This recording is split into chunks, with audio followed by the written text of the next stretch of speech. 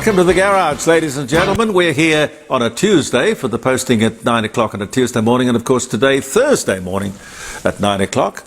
And Andy Martin will whiz this around in various podcasts, and you can get that wherever you get your favourite podcasts from. And apparently, well, there are so many millions of them out there now, I don't know how you'd find us, but apparently people do, and I thank you, each and every one of you. What did we say, 87,000 people. Wow.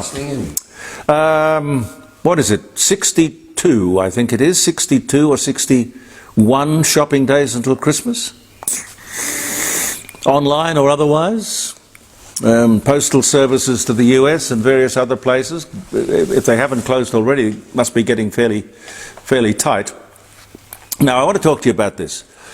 A sensational Four Corners this week revealed that in the last 12 months, 150 paedophiles have been convicted, sentenced, or charged with the sexual abuse of children in childcare.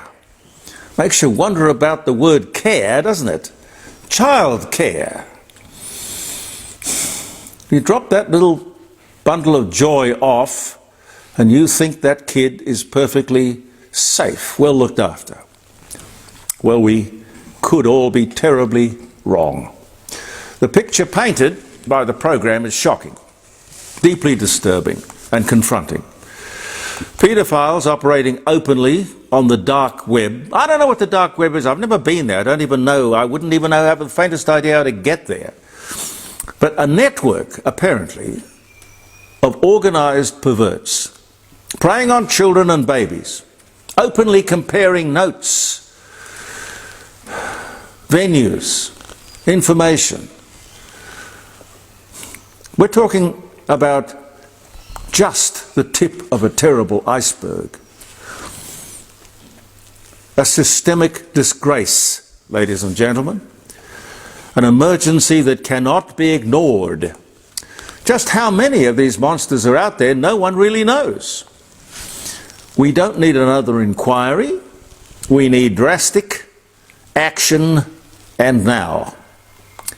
We've had enough inquiries into aged care and childcare. They are costly, time-consuming, and useless.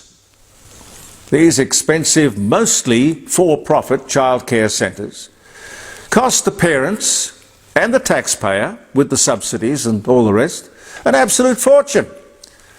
And of course, the real cost is the abuse suffered by the children. Why are men still employed in childcare centres? Why? No, don't get me wrong. Not every man is a paedophile. But it does seem to me that every paedophile is a man. So let's not take the risk. Is that highly prejudicial? Inflammatory? You know what? I don't really care if it is. But the real solution is simply this. Do not put children into childcare. Full stop. The answer could be, well, there are several things we could do. Go to the cause, not the effect. Fix the cause. The answer could be income splitting, to allow one parent to stay home and do the most important job in the world, that's bringing up the next generation. Or, if both parents have to or want to work, I would say, well, why have children in the first place if you don't want to look after them? Another answer could be employ a nanny, your own nanny. You hand-pick the nanny, and you make her salary tax deductible. Well, you can't do it, but the government can. The nanny's salary could be tax deductible. Now, I say her, and I say her deliberately. It would be a much cheaper and better option for the government. Parents, the government, I don't know, could pay grandparents to babysit. And then if they are on a pension, you don't let that payment impact their pension. Anyway, tell me what you think tomorrow. JeremyCordeaux.com, live streaming 9 till 12, 0491 65 68 60. We all have embarrassing moments, don't we? I've had, I'm sure, more than my fair share. But I tell you what, this is embarrassing. A disability advocate. Not exactly sure what a disability advocate is, but anyway, a disability advocate has lodged an official complaint with the Human Rights Commission after he was unable to access, wait for it, the Federal Disability Minister Mark Butler's office in Port Adelaide. No wheelchair access. Whoops. And Mark, did you really think no one would notice? I think the excuse was it's a heritage listed building and we can't put a ramp to the front door. We can't do that. Well, why would you be there in the first place? Heritage listed might cost a little more than maybe you need. Anyway, as I say, embarrassing. The water conveyancy of Victoria. The water conveyancy of Victoria. They say, after obviously a lot of research and deliberation, we waste hundreds of thousands of litres of water every single day in the shower. They are advocating that showers should be, this is compulsory, you know, we'd be compelled to do this. Showers should be no longer than 4 minutes. And digital timers to keep us on track. Who the hell, or what the hell, is the water conveyancy of Victoria? Did you know, anybody know that we had a water conveyancy? How do you feel about the shower police telling you how long you should spend in the shower? It's your water, you pay for it. Most women wouldn't survive. Oh, well, that's right. I mean, probably women. Yeah. Well, we shouldn't be sexist about it, because I must tell you, I really like the idea of standing, luxuriating under a hot shower, particularly if you've been in the garden or you've been stressed out for one reason or another. A nice, long, luxurious, hot shower. Heaven, heaven, heaven, heaven. Talk to me about showers tomorrow, 9 a.m, 0491 65 68 60. And you can just go to jeremycordeaux.com, or if you have any trouble, going to Safari to pick that up, you can go to Simple Radio, which is an app on your phone, and there I will be in the palm of your hand. Now, there's no easy way to say this. I was reminded of it because of an ABC story, which is fast really becoming the Aboriginal Broadcasting Service, not the Australian Broadcasting Service. There's no easy way to say it, but the Aboriginals did lose their country. However, lots of people around the world have lost their countries. Sometimes it must feel like a revolving door. But in 1985, Hawke comes along with the Mabo decision and all of the rest of that. Labor then starts handing the country back to Aboriginals without any authority, never put to the people. Would it not be better to have one country, one people, united? The Aboriginals are 3% of the population. We have many different races, religions, creeds, colours, faces, languages in our country. Everyone is welcome. No one is above the other. This is just crazy Labor government. philosophy, ideology. Seems that they want to give 3% of the population rights, privileges and prominence way above everybody else. Now that makes no sense to me whatsoever. Is it within the law? Do they care about the law? I don't know what the Mabo thing cost. I think it went on for 10 or 15 years. God knows who paid. Oh, silly me. We paid for it, not Mr. Mabo. We paid for it. Is the law subservient to left-wing governmental ideology? Is it? I've got no idea. I have my fears and my suspicions. But there must be a moment in time where Australia and Australians say enough is enough.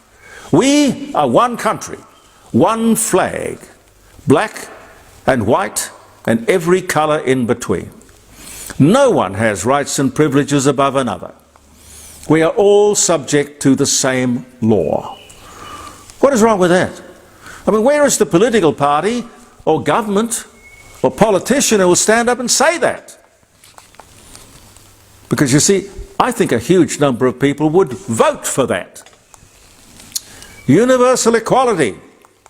You can't say Ayers Rock or Uluru belongs to the Aboriginal people. It doesn't. It's a nonsense. Everything in this country is part of the Commonwealth.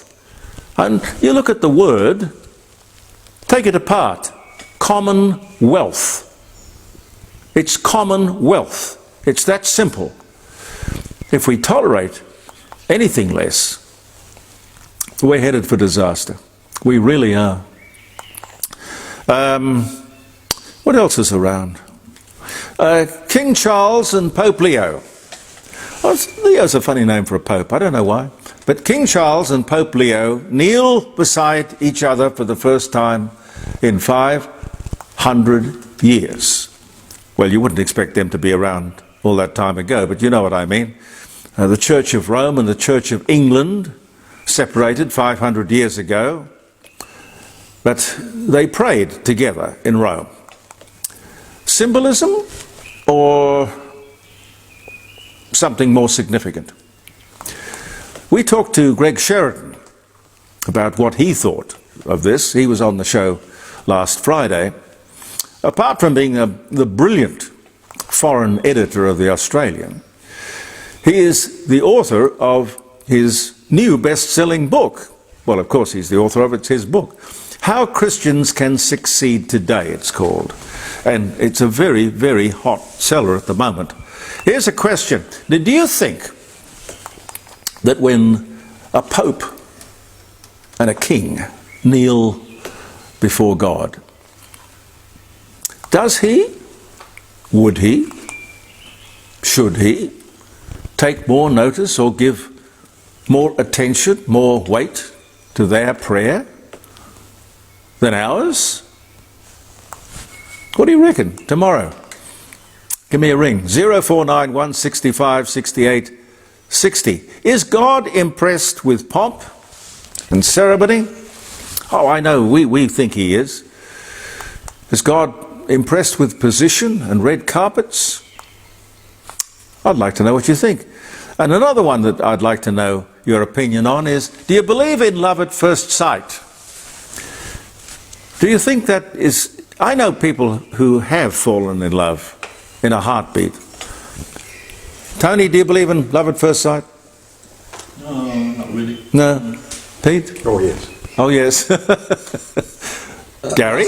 Lust at first sight, absolutely. Lust at first sight. Well, you've got to have something that starts the fire. That's the ball rolling, as it were. Love at first sight. Do you believe in love at first sight? Now, on Friday, the 14th of November, Phoebe Rogers, author of When Will It Happen to Me, which is a very provocative title for a book. When Will It Happen to Me? Dating and relationship coach, she is. The timeline to love, if I can remember all of this. A shame-free guide to happiness. Phoebe's self-love formula. Wow, I think we should make that a date, the 14th. Okay, I think, are we out of time, Pete? We are. All right, let me wish you a happy birthday. It's the 30th, isn't it? Happy birthday, happy wedding anniversary. Charles Atlas was born in 1922. He was dubbed America's most perfectly developed man. 1839. Didn't they use him in one of the movies? I don't know. I think, didn't they sort of have him, the J. Arthur Rank movie opening where there was a gong and a man in a loincloth would step out with a huge... That was Charles Atlas. That was he. Gary MacDonald was born in Paddington, 1948. Happy birthday. The Communist Party of Australia was founded, 1920. At one time, in his university days, Anthony Albanese was the head of it. He was the chairman or whatever, the president. I don't know that people talk about that very much. Ruth Hussey was born in Providence, Rhode Island, 1915. Ruth Hussey. Laughing and all of that. Annette Kellerman died, Southport, Queensland, known as Australia's $1 Million Mermaid, 1975. Bing Crosby proposed to Catherine Grant. Her real name was Olive Grandstaff. 1954 was the year. Yes. Henry Winkler. I had the great pleasure of talking to him a few times over the years. Started playing the Fonz in the TV series Happy Days in 1973, but he was born this day in 1945. We're the same age. Yeah. Happy birthday, Henry. Still working. Elsie T. Dorman died, 76 years of age, on this day in 1983, Midway Park General Hospital, Dallas, Texas. She's remembered because she filmed the assassination of President John F. Kennedy from the Texas School Book Depository building. She took the photos from 2 floors beneath the spot where, they say, Lee Harvey Oswald shot the president. November 22, 1963. Muhammad Ali knocked out George Foreman in round 8 in Zaire, 1974. That was the rumble in the jungle, I think. Oh, Bob Hawke, we were just talking about you, Bob. Bob cried in federal parliament after being accused of letting down his Israeli friends in 1981. Well, Bob, what would you make of Anthony? And what would you make of some of the people running the Labour Party now? Gee whiz, I don't know. You'd more than cry. Heavens to Betsy. Orson Welles, I'll leave you with this. Orson Welles and the Mercury Theatre broadcast the famous War of the Worlds in the United States of America on this day in 1938. And the Americans thought it was for real. Mass panic. War of the Worlds. And I don't know if there was a disclaimer. This is a radio play. Imagine having to tell people this is a piece of theatre, a piece of drama. Please don't run out onto the streets. Anyway, thank you very much for being with us. I do hope you'll join us in the morning at 9 o'clock. Around the dining room table, ladies and gentlemen, the Court of Public Opinion. And we thank our sponsors, The Rising Sun at 60 Bridge Street at Kensington, and Jim Elder's Fine Art Galleries and I say galleries because there are 2 in Melbourne Street, North Adelaide. Big sale coming up before the end of the year.